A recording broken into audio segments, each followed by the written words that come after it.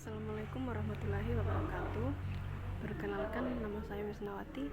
Saya salah satu mahasiswa dari Institut Agama Islam Negeri Kendari, Prodi Pendidikan Islam Anak Usia Dini.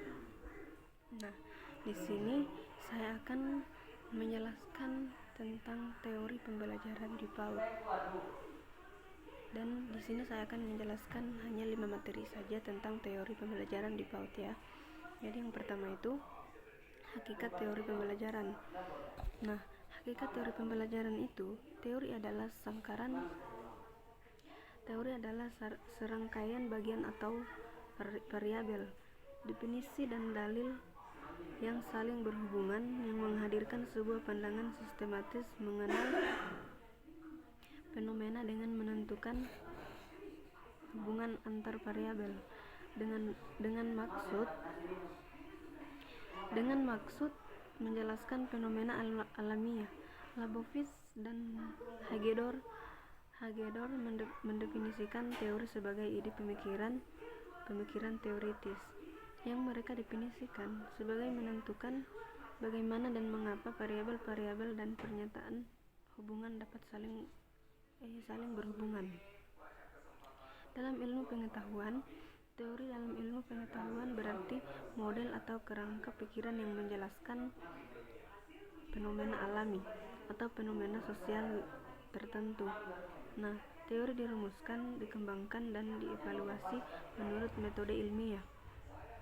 Teori juga merupakan suatu hipotesis yang telah terbukti kebenarannya. Manusia membangun teori untuk menjelaskan, meramalkan, dan menguasai fenomena tertentu, misalnya benda-benda mati, kejadian-kejadian di alam, atau tingkah laku hewan. Nah, seringkali teori dipandang sebagai suatu model atas kenyataan. Misalnya, yang pertama itu apabila kucing mengeong berarti minta makan. Nah, sebuah teori membentuk generalisasi atas banyak pengamatan dan terdiri atas kumpulan ide yang koheren dan saling berkaitan. Pertama itu, teori adalah serangkaian proposisi antar konsep-konsep yang saling berhubungan.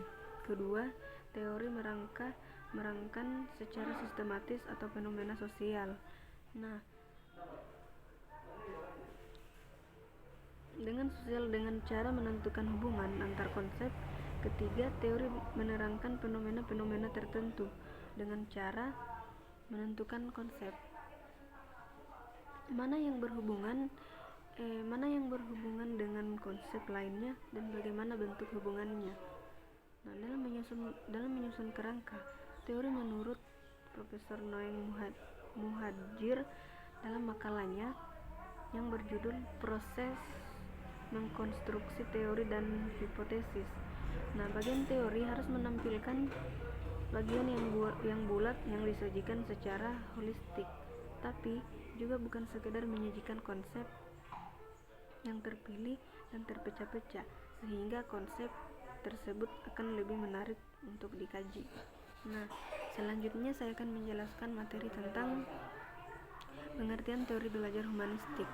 Nah, di sini secara luas definisi teori belajar humanistik adalah sebagai aktivitas jasmani dan rohani guna memaksimalkan proses perkembangan, sedangkan sejarah sempit pembelajaran diartikan sebagai upaya menguasai khazanah ilmu pengetahuan sebagai rangkaian membentukan kepribadian secara menyeluruh. Pertumbuhan yang bersifat jasmani tidak memberikan perkembangan tingkah laku. Nah, perubahan dan perkembangan hanya disebabkan oleh proses pembelajaran seperti perubahan habit atau kebiasaan. Nah, sebagai kemampuan dalam hal pengetahuan, sikap maupun keterampilan. Dalam pandangan humanisme, manusia memegang kendali terhadap kehidupan perilaku serta berhak untuk mengembangkan sikap dan kepribadian mereka. Masih dalam pandangan humanistik, belajar bertujuan untuk menjadikan manusia selayaknya manusia keberhasilan belajar ditandai bila peserta didik mengenali dirinya, dan lingkungannya sekitarnya dengan baik. Peserta didik dihadapkan pada target untuk mencapai tingkat aktualisasi dirinya semaksimal mungkin. Teori humanistik ini berupa mengerti tingkah laku belajar menurut pandangan peserta didik dan bukan dari pandangan pengamat. Humanistik meyakini pusat belajar ada pada peserta didik, dan pendidik berperan hanya sebagai fasilitator. Sikap serta pengetahuan merupakan syarat untuk mencapai tujuan. Pengaktualisasian diri dalam lingkungan itu yang mendukung. Pada dasarnya manusia adalah makhluk yang spesial. Mereka itu mempunyai potensi dan motivasi dalam mengembangkan diri maupun perilaku. Oleh karena itu, sikap individu adalah merdeka dan dalam upaya pengembangan diri serta pengaktualisasinya.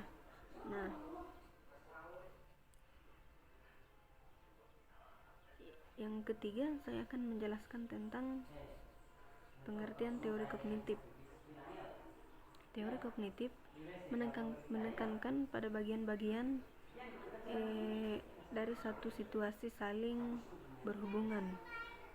Dengan seluruh konteks situasi juga tersebut, teori ini berpandangan bahwa belajar merupakan suatu proses internal yang mencakup ingatan, pengelolaan informasi, emosi, dan aspek-aspek kejiwaan lainnya.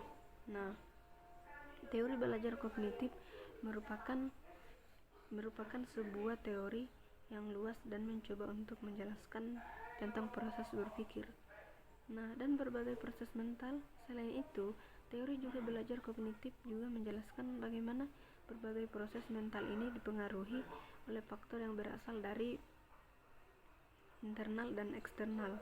Untuk menghasilkan pembelajaran secara individu, pada saat proses kognitif bekerja secara normal, maka akuisisi dan penyimpanan akan bekerja dengan baik dan semestinya.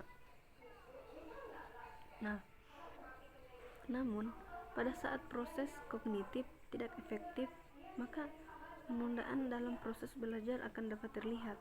Proses yang terjadi menurut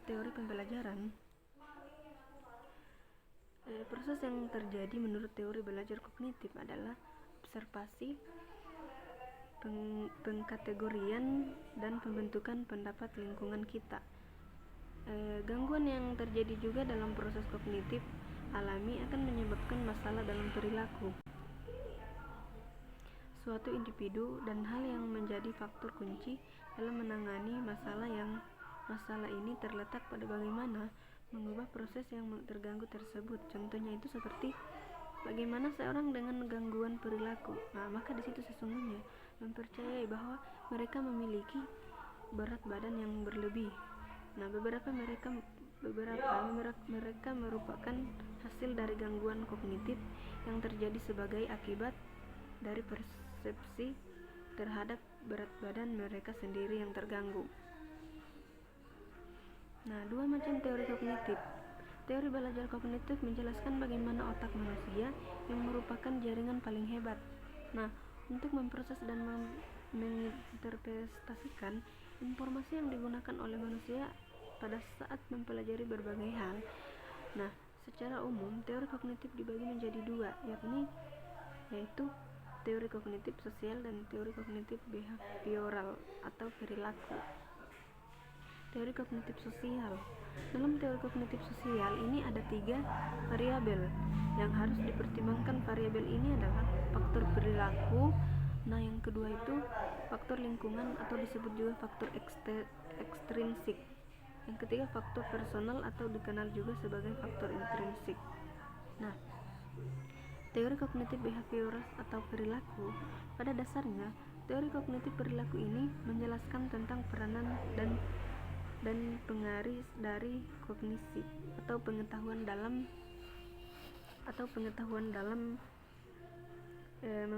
menentukan tentang pola tingkah laku dan suatu individu. Dasar teori ini dikembangkan oleh Aaron Beck. Nah, di sini saya akan menjelaskan yang keempat, materi tentang teori belajar sambil bermain. Nah, bermain itu merupakan prinsip pembelajaran di PAUD. Melalui bermain, anak diajak untuk bereksplorasi untuk mengenali lingkungan sekitar. Di sini kita menemukan dan memanfaatkan objek-objek yang dekat dengan anak, sehingga pembelajaran juga itu menjadi bermakna bagi anak ya. Nah, ketika bermain, anak memperoleh pengalaman sehingga anak akan juga dapat membangun pengertian atau pemahaman tentang hal-hal yang dialaminya. Nah, bermain sambil belajar artinya itu lebih menekankan pada aktivitas bermain yang juga diselipkan pembelajaran di dalamnya. Nah, sementara belajar sambil bermain berarti kita lebih menekankan pada aktivitas belajar yang diwarnai dengan kegiatan bermain agar belajar menjadi lebih seru. Nah, bermain sambil belajar untuk anak PAUD. Anak-anak yang mengalami memasuki PAUD merupakan usia anak yang perlu dikembangkan sensori motor serta eksplorasi lingkungan sekitarnya. Nah, aneka permainan yang baik untuk dilakukan anak PAUD yakni bermain lempar tangkap bola, menggambar dan mewarnai, bermain dengan air, serta bermain balok. Moms juga bisa melakukan kreasi belajar sambil bermain ini. Nah, misalnya dengan menunjuk anggota tubuh si kecil lalu memintanya untuk menyebutkan namanya. Selain itu, moms juga bisa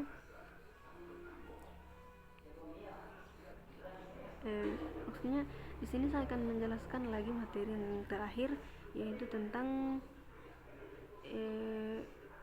pengertian tema. Tema merupakan suatu gagasan pokok atau ide, pikiran tentang suatu hal. Salah satunya itu dalam membuat satu tulisan. Nah, dalam membuat satu tulisan, pada setiap tulisan pastilah mempunyai sebuah tema. Karena dalam sebuah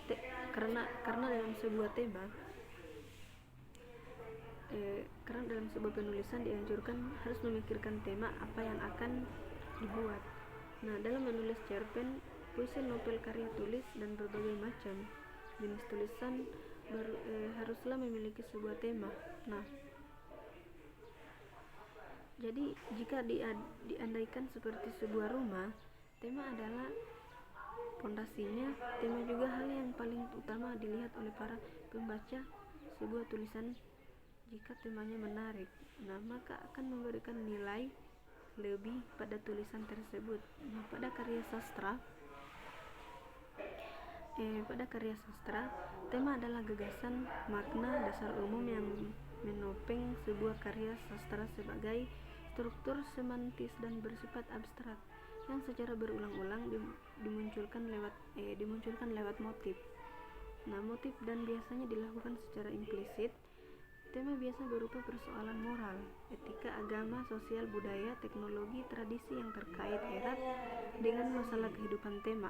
Nah, juga bisa berupa pandangan pengarang, ide, atau keinginan pengarang dalam menyiasati persoalan yang muncul. Nah,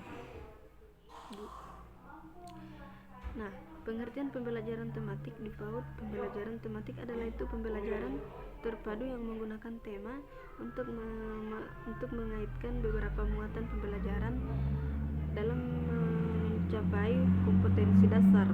Nah, dan tinggi perkembangan yang diharapkan. Pelaksanaan juga tema dan subtema dapat dilakukan dalam kegiatan pengembangan melalui bermain dan pembiasaan. Tema bukan merupakan tujuan pembelajaran, melainkan juga yang ingin dibangun. Pengembangan tema merupakan bagian penting yang harus dikuasai. Nah, guru dalam proses pembelajaran, pengembangan tema yang baik dapat menambah kosakata.